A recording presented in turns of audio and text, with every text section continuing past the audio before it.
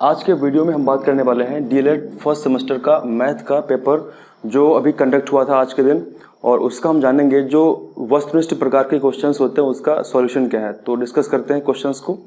सबसे पहला क्वेश्चन पूछा गया था कि कोई व्यक्ति अपनी कुछ राशि अपने 2 लड़कों और 2 लड़कियों में समान रूप से बराबर बांटता है। ठीक है, तो एक लड़की का हिस्सा भिन्न के रूप में आपसे पूछा गया है। तो बहुत ही आसान सा क्वेश्चन था, इसमें कुछ नहीं करना था, बहुत ही इजी क्वेश्चन था। तो मान लेते, सपोज हम मान लेते हैं कि कोई व्यक्ति था तो उसके पास 100 रुपए थे। ठीक है, किसी व्यक्ति के पास में 100 रुपए थे और वो 100 रुपए वो कितने लोगों में बांटता? वो 2 लड़कों में और 2 लड़कियों में। इसका मतलब कुल कितने लोग हो गए? कुल 4 उसके बच्चे हो गए। तो वो 100 रुपए को 4 बच्चों में डिवाइड करता है इक्वली। तो अगर हम 100 रुपए को डिवाइड करेंगे 4 भागों में तो सबको पता है कि 25, 25 और 25, 25 रुपए से इसको डिवाइड करेंगे। इसका मतलब प्रत्येक बच्चे को 25 रुपए मिलेंगे, क्योंकि टोटल 4 बच्चे हैं और हमको 100 रुपए को 4 बच्चों में डिवाइड करना है। तो इजीली आसानी से हम इसको 25, 25, 25 में डिवाइड कर लेंगे। इसका मतलब कि जो एक बच्चा होगा उसे कितने मिलेंगे? 25 रुपए मिलेंगे। और आपसे क्वेश्चन पूछा गया है कि एक लड़की का हिस्सा भिन्न के रूप में। तो जो एक बच्चा है जिसको 25 रुपए मिले हैं, इसको 100 में से कितना मिला है? तो भिन्न के रूप में आपको बताना है। तो आप कुछ नहीं करेंगे, सिंपल सी बात है, 25 बटे कुल कितना अमाउंट था? 100 अमाउंट था। इसको आप काट देंगे तो 25 एकम और 25 चक्कू।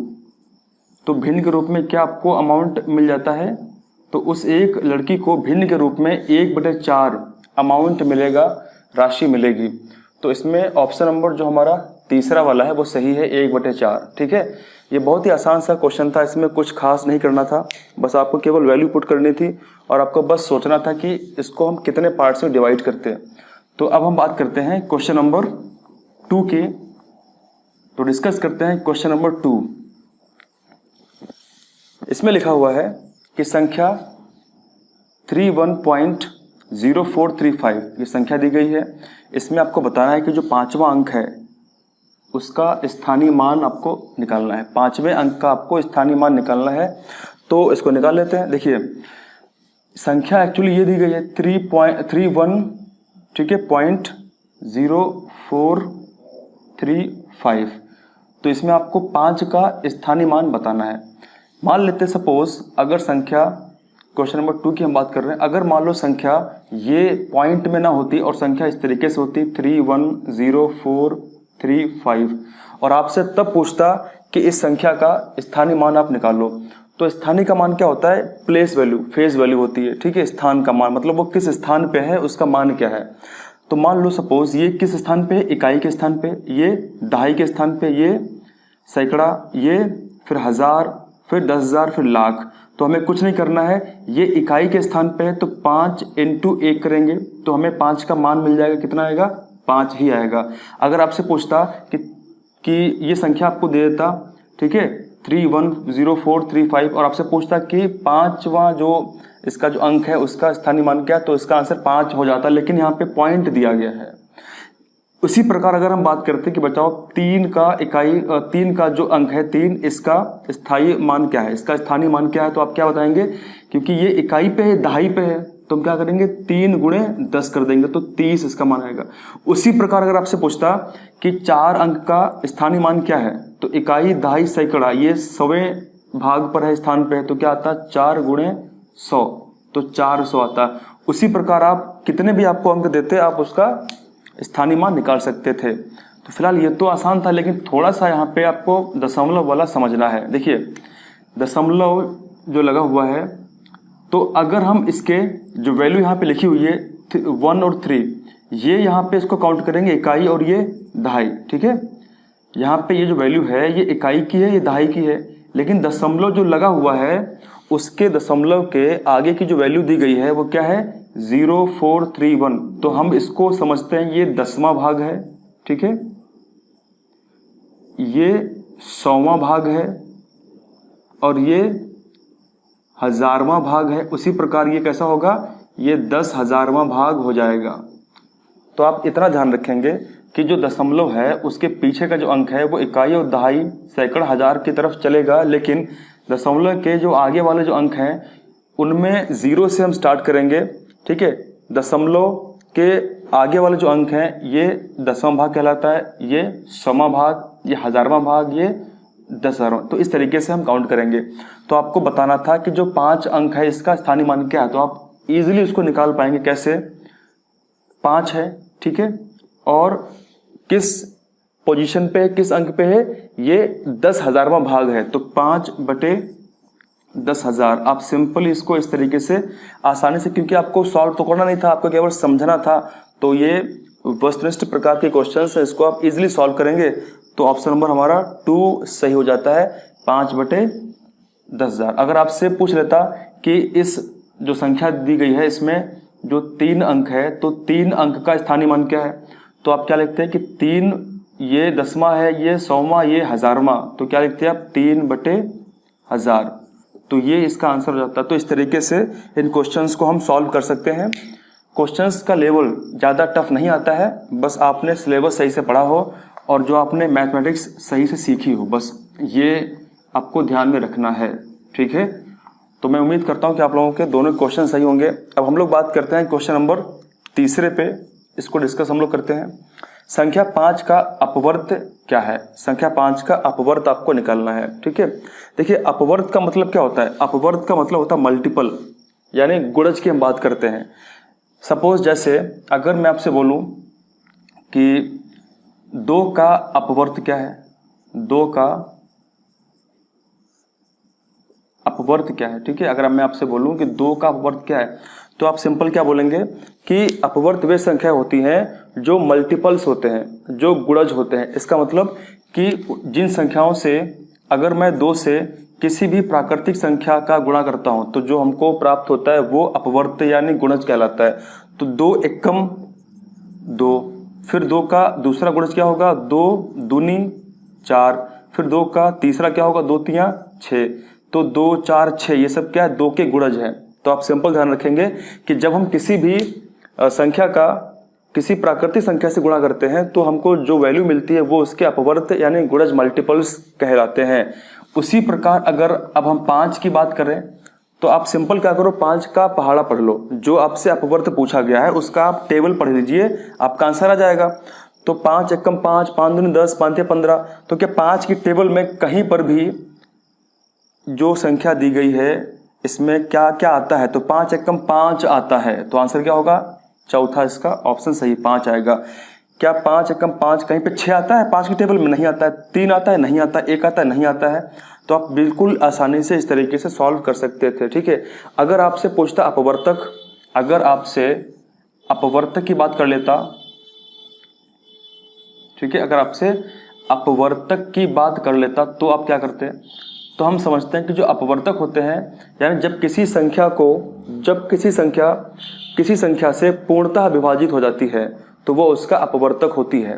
तो जैसे हम मान लेते हैं कि सपोज कोई एक संख्या है 6, ठीक है, तो आपसे पूछता कि 6 का अपवर्तक, 6 का अपवर्तक आप निकालिए। तो मैंने क्या बोला, कोई संख्या अगर किसी संख्या से पूर्णतः विभाजित हो जाती है तो वो उसके अपवर्तक होते हैं। इसका मतलब कि 6 जो संख्या है वो किन किन संख्याओं से पूर्णतः विभाजित हो सकती है? एक तो 1 से हो सकती है। ठीक है, अगर आप 6 संख्या को, अगर आप 6 को 1 से डिवाइड करेंगे तो कितना आएगा, 1 छंगा 6। फिर अगर आप 2 से डिवाइड करेंगे, 2 तियां 6। अगर आप 3 से डिवाइड करेंगे तो 3 दूनी 6। अगर आप 6 से डिवाइड करेंगे तो 6 एकम 6। इस तरीके से जो 6 के कौन कौन से अपवर्तक होंगे, 1 2 3 और 6। तो आप सिंपल से ध्यान रखेंगे, ये इस तरीके से हम क्वेश्चन सॉल्व कर सकते हैं। इसके बाद बात करते हैं क्वेश्चन नंबर 4। इसमें लिखा हुआ है कि आपको अंक दिए गए हैं 1, 0, 9 और 5 का प्रयोग करके 4 अंकों की बनने वाली सबसे बड़ी संख्या क्या होगी यदि अंकों का पुनरावृत्ति ना हो। मतलब जो अंक दिए गए हैं इनको रिपीट ना किया जाए। ऐसा नहीं कि हम 9 9 9 या 5 5 करके, हमको इन अंकों को बिना रिपीट किए, बिना इनकी पुनरावृत्ति किए 4 अंकों की सबसे बड़ी संख्या बनानी है। अब क्योंकि सबसे अच्छी बात आपके पास ऑप्शंस दिए गए हैं, ठीक है। सपोज अगर हम बात करें 1 0, 9 और 5 को सबसे बड़ा अगर हम बनाएंगे तो क्या बनेगी? आपके पास ऑप्शंस क्या दिए गए हैं? 5, 9, यानी ये 5910 दिया गया है। ठीक है, इसको देखते हैं। फिर अगली दिया गया है 9510। तो 9510 में ये जो 4 अंक दिए गए हैं ये शामिल है, 5 शामिल है, 9 शामिल है, 1 0 भी है। ठीक है, उसके बाद दिया गया है 9501, फिर 5901। अब देखिए इनमें जो सबसे बड़ा जो अंक है, जो 5 इन 4 अंकों को मिलाकर के बना है, जो सबसे बड़ा अंक है वो क्या है? वो 9510 है। तो इसका आंसर यही हो जाएगा।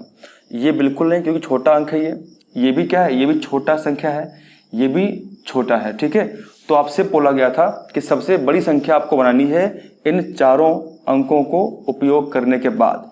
तो 9510 ये इसका आंसर। ये बड़ा आसान क्वेश्चन था, इसमें कुछ नहीं करना था, ये बड़ा इजीली सॉल्व होने वाला क्वेश्चन था। ठीक है, इसके बाद बात करते हैं क्वेश्चन नंबर 5 की। इसमें बोला गया है कि पदों, आपको पद दिए गए हैं। कौन कौन से पद हैं? x² y, उसके बाद फिर xy² minus xy² minus x² y। आपको बताना है कि इनमें सजातीय पद कौन से हैं। आपको बताना है कि इसमें जो सजातीय पद है वो क्या है। ठीक है, जैसा हम जानते हैं कि जो सजातीय पद होते हैं किसी भी बहुपद में, वे पद जिनका चर और चर के समान घातांक होते हैं उनको हम कहते हैं सजातीय पद। तो आपको बताना है कि जो ये गिवन ऑप्शन है इसमें सही ऑप्शन क्या है। इससे पहले हम एक दूसरा एग्जाम्पल लेकर के समझेंगे ताकि हम बेहतर तरीके से समझ पाएँ और फिर हम सॉल्व करेंगे इस क्वेश्चन को। ठीक है, तो यहाँ पे हम एक दूसरा एग्जाम्पल ले लेते हैं। सपोज मान लेते हैं 3xy, ठीक है, plus 9x plus 8xy minus 7x, ठीक है, और प्लस 2x²। ये एक एग्जाम्पल दिया गया है, तो हमने एग्जाम्पल ले लिया है। इसको हम जरा इसमें हम देखते हैं कि अगर आपसे बोलता है कि इसमें सजातीय पद क्या है, तो सबसे पहले आपको चर बताना है, चर और प्लस घात, जो घात है, घातांक है। ठीक है, इसमें देखिए, इसमें जो सजातीय पद हैं, अगर आपसे बोलता कि इसमें सजातीय पद आप निकालिए,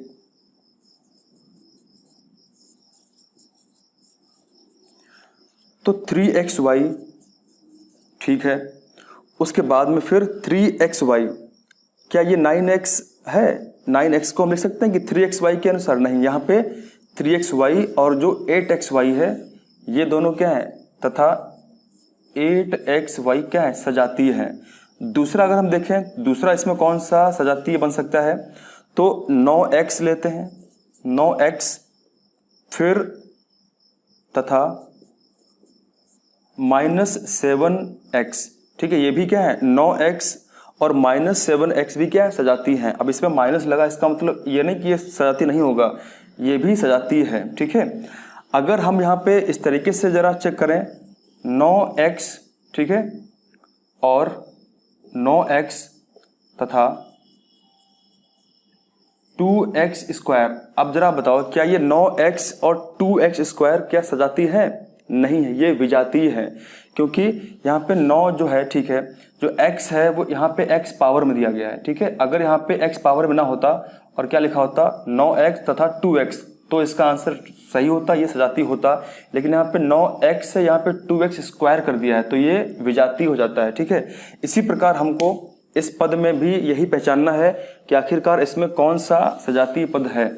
तो आई होप आप लोग समझ चुके होंगे। अब यहाँ पे क्योंकि हम क्वेश्चन सॉल्व कर रहे हैं तो यहाँ पे अधिक डिटेल में हम बात नहीं कर रहे हैं, लेकिन जब हम चैप्टर्स पढ़ेंगे तो हम डिटेल में एक एक चीज़ को समझेंगे और कई कई एग्जाम्पल्स। ठीक है, मैं जब आपको पढ़ाऊंगा मैथमेटिक्स तो उसमें बहुत सारे एग्जाम्पल्स, एक एक क्वेश्चन के कई सारे एग्जाम्पल्स लेके समझाऊंगा ताकि हम बेहतर तरीके से प्रैक्टिस अच्छी कर पाएँ। ठीक है, अब देखिए यहाँ पे क्या आपको दिया गया, x² y, ठीक है, xy² minus xy² minus x² y। अब यहाँ पे जरा ऑप्शंस को देखते हैं। ऑप्शन क्या है, x² y है, ठीक है, और फिर है xy²। अब देखो यहाँ पे x के ऊपर पावर है, यहाँ पे y के ऊपर पावर है, तो ये नहीं हो सकता। ठीक है, दूसरा देखते हैं, यहाँ पे x² y है, यहाँ पे माइनस का x² y है, माइनस का लगा है, कोई टेंशन नहीं, ये इसका करेक्ट आंसर होगा, क्योंकि x की घात 2 है और यहाँ पे भी क्या x की घात 2 है और बाकी जो चर है y और y ये समान है। तो इस तरीके से इसका आंसर क्या होगा, दूसरा ऑप्शन होगा। जरा तीसरे को देखते हैं, एक्स स्क्वायर वाई और माइनस में एक्स वाई स्क्वायर। अब यहाँ पे x की पावर 2 लिखा हुआ है, यहाँ पे y की पावर 2, इसका मतलब घात जो है वो अलग अलग चर पे है। फिर बात करते हैं तो ये भी नहीं होगा। अब बात करते हैं माइनस एक्स स्क्वायर तथा माइनस एक्स, सॉरी यहाँ लिखा है माइनस एक्स वाई स्क्वायर और माइनस एक्स स्क्वायर वाई। तो यहाँ पर भी जो घातें हैं वो अलग अलग चरों पे हैं, ये नहीं होगा। समान चर पे घातें होनी चाहिए, तो इसका आंसर ये होगा दूसरा। ठीक है, इस तरीके से हम लोगों ने बहुविकल्पी क्वेश्चंस को देख लिया है। तो अब इसके बाद हम लोग डिस्कस करेंगे किसी नेक्स्ट वीडियो में जो इसके अतिलघुत्तरी और लघुत्तरी क्वेश्चंस थे। तो इस तरीके से हम पूरा का पूरा पेपर डिस्कस कर लेंगे। ठीक है, तो आप लोग डेफिनेटली वीडियोस को शेयर करें। Thank you very much. जय हिंद, जय भारत।